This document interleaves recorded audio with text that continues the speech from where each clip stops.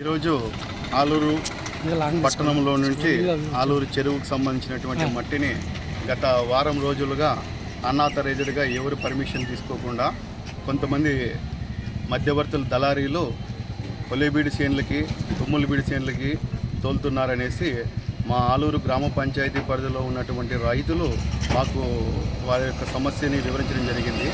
ఆలూరుకి సంబంధించినటువంటి చెరువు మట్టి ఆలూరు వాళ్ళకి కాకుండా బయట ఊర్లకి దళారీలు అమ్ముతూ ఉండడం తెలుసుకొని ఈరోజు గ్రామ పంచాయతీ సిబ్బందితో సహాయంతో వచ్చి దాని తర్వాత సిఐ శ్రీనివాస్ వెంకటేశ్వర సార్ సహాయంగా వారికి ఇన్ఫర్మేషన్ ఇచ్చి వాళ్ళ పోలీస్ వారి సహకారంతో వచ్చి ఈరోజు ట్రాక్టర్లన్నీ కూడా పట్టుకోవడం జరిగింది.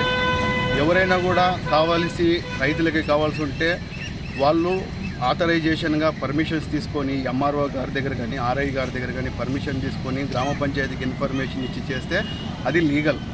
ఎవరికి సంబంధం లేకుండా మధ్యవర్తి దళారీలు కొంతమంది ట్రాక్టర్లు కొంతమంది జేసీబీలు కుమ్మక్కయ్యేసి లక్షల్లో వ్యాపారం చేస్తున్నారు.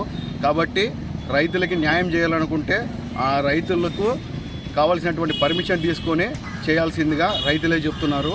ఈరోజు ఈ కార్యక్రమానికి సహకరించినటువంటి ప్రతి ఒక్కరికి ఆలూరు ప్రజలు కూడా ఎంతోమంది హర్షిస్తున్నారు. లేకపోతే ఆలూరులో నుంచి ఎవరు పక్క గ్రామస్తులు వచ్చేసి ఆలూరు ఉన్నటువంటి వనరులను రిసోర్సెస్ని దండుకొనిపోతున్నారనేసి చాలా రోజుల నుంచి బాధపడుతున్నారు.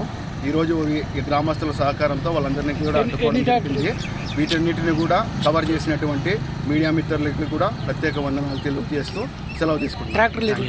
ట్రాక్టర్లు 6 పైన దొరికే జేసీబీ వాళ్ళు, దాని తర్వాత మిగతా 25 ట్రాక్టర్లు కూడా అటు నుంచి అట్టే వాళ్ళు రెండో మార్గం ద్వారా పోయినారు. పోలీసు వారు విచారణలో ఉంది, అవి కూడా బయట వస్తాయని అనుకుంటున్నారు.